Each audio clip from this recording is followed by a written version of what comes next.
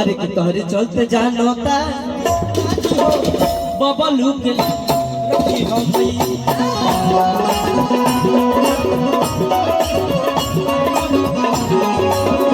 तोहरे चलते जानता समाज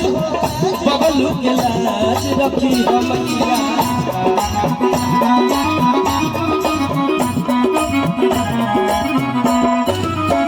लाज रखी हम मैया हो लाज रखी हम मैया लाज रखी हम मैया हो लाज रखी हम मैया सब दिन रखलू जैसे सब दिन रखलू जैसे बबलू के लाज रखी हम मैया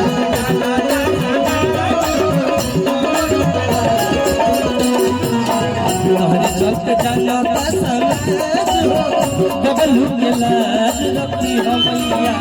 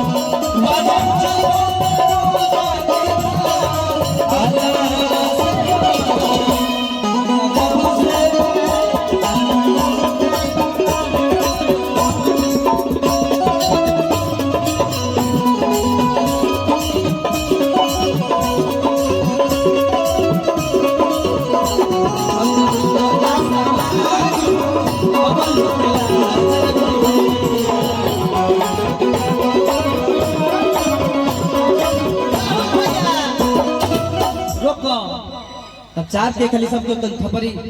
मत बजावे लेकिन हाथ उठा ले माई के जब भजन होता ते में खाली बबलू मेहनत ना करे रहो सबके करे पड़ी सबके खाली जब माई से छोटा के माई बहन आप लोग भी थोड़ा हाथ उठाइए और प्रेम से बोलिए प्रेम से बोलो सच्चे दरबार की माई की कृपा हो गेला तो के हुआ पीसीएस हो जाला माई के तनी मुनी कृपा हट गेला तो के चोर पकड़ मार हो जाला यही में पूछे के बा भक्त कहले कि तुलसी के बेस कम कर देता कि तुलसी के हर बेतया बेस के तू ही सिखवलू तरलू अनहर सूरदास के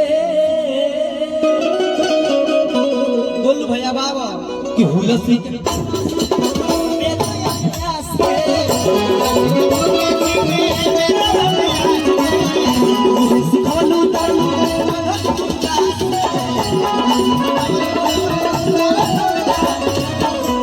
सच बाज उखड़ल बायावा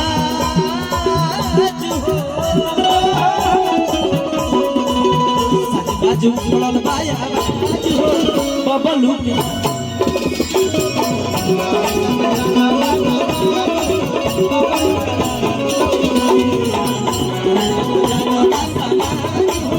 बबलू के लाज रखी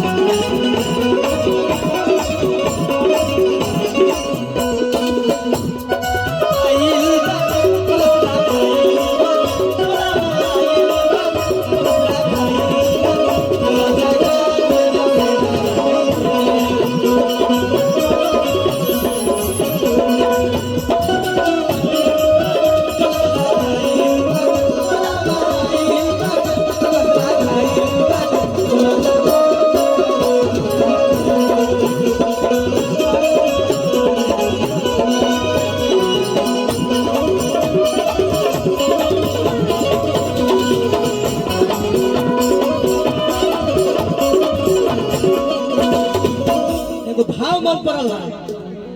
तो भाव हम दिखा देते बड़ा का स्टैंड बना रहे रवि भैया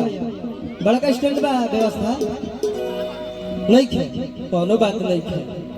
तने गमछी दिया भैया बोली रुकी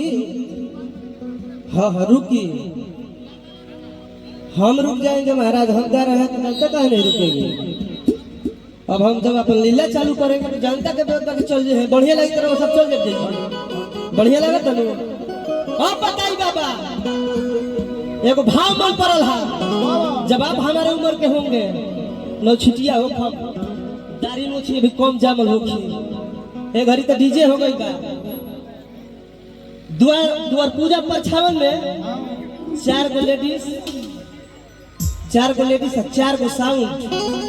11 बजे द्वार पर जाके गाने कौन बजाओ तरह से। अब हमने तो बेस बन जे तो माई के भजन से चालू करते नहीं जा, ओमे माई के भजन नहीं क्या बाजो, ओमे गाना बजाता कि पतिया नतिया पटना है आ देवरा का दू है। ओ भाई अब बताइए,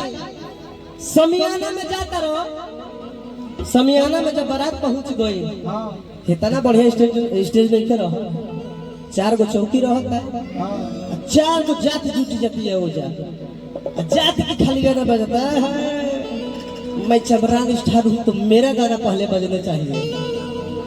चले वही में पंडित जी आ जाता क्या, आई एम पंडित मेरा बजना चाहिए। बाबू साहब जुट जाते ना तहरा के हमार गाना में दबा दी, पवन सिंह के तले खेसारियों का फैन जुट जाता, हमार गाना में तहरा के दबा दी, वही दबा दबी में रात भर में 20 गो कुर्सी टूट जाता रही, सब चल जाना हॉस्पिटल चल जाता। गलती नहीं बोली है बाबा, समियाना के नियम हो गए, 4-5 गो कुर्सी टूट जी हो सब, 4-5 जना के कपार फाट जाए। भोरे पता चले कि कन्या विदाई होने से पहले वहां के सहबलिया को विदाई करना पड़ गया। पहले नाच आवे जगह में 6-6 फुट के लवंडा बस दिन भर काम कइले बड़े, लेव लगइले बड़े, गोड़ में बेवाय फाटल बा। आ उहो लोग कहियो जे मंच पे ते घरी हे लोग झमझम है, राकेश जी हे लोग के है सब माही जी और जे है वाली यहां के यहां का फेसबुक फ्रेंड बने, इहो के अब इहो लोग झमझम चलिए ले जा मंच पर, लेकिन उहो लोग कहियो जा तो भाव लागी बोल ओ भैया जियो लौंडा लगे नो यही से तजमुनी हम लजाए लगे नहीं। जब हम अपना कार्यक्रम सोचेंगे कि जमा लेंगे तो पीछे से कभी भौजी बोल देगा, कभी अगर तो लौंडा बोल लेगा, मौसियो बोले लगा वो कभी, लेकिन ऊपर दवाई हमारे दिल बने मंच पे हम जब हम लोग के बाबा हाय हाय हाय हाय दे दे अभियो लौंडा के प्रेमी अपनी बा। बोला बोला नाव का पीली है प्रेम प्रकाश, पैसों का नहीं मिले तो कैसे जिन शुक्रगुजार ने, जिन मेहरबान ने दिया है मुझे 10 का नोट, उनको मैं शुक्रिया अदा करती हूँ।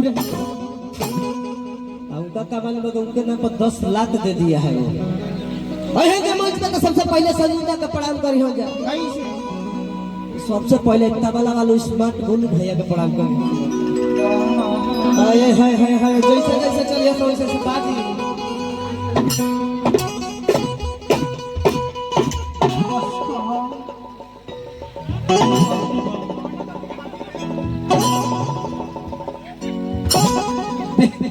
को गोरी जमाना कम रहे।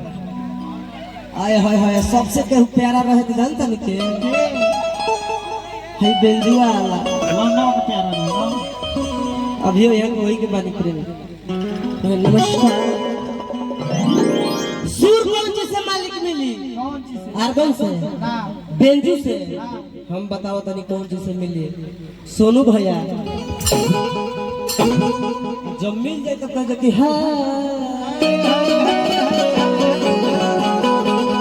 आज की सरस्वती ने सूर दिया, हर तबूर नदी हो गया, हर तबात पिता ने हर जन्म दियो है। बुझिए का दादा है ओ दादाजी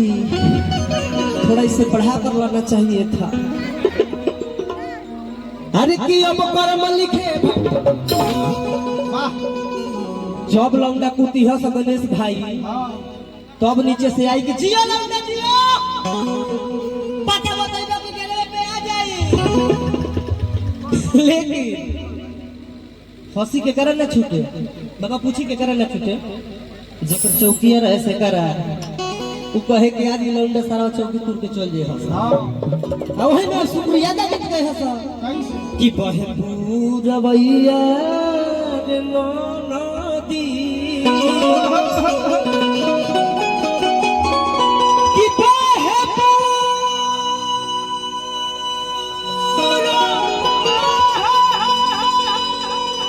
हरे रे नदी हरे होय तो मोतिया मोरी जो हरे राजा जी के तूरल रे देहिया अरे हमरा पिया जी के तूरल रे देहिया गोलू भैया अरे कदर दिया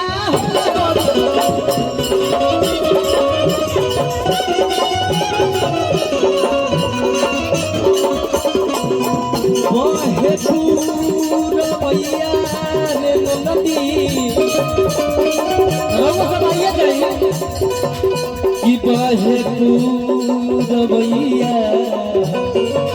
आई आई कि बहे पूरवैया नदी ए सखी मैं मारल मरी तुमसे कम नहीं लगती अरे बाबा दिया होला बोल जो